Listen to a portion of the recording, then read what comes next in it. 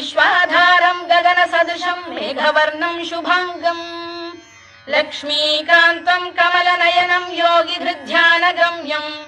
वन्दे विष्णुं भवभयहरं सर्वलोकैकनाथम्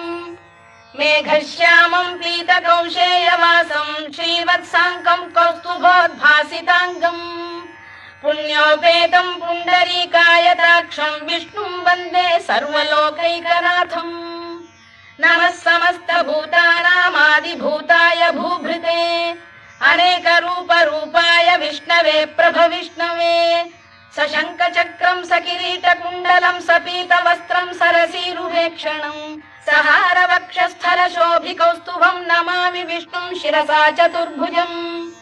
छायायां पारिजातस्य हेमसिंहासनोपरि आसीनम्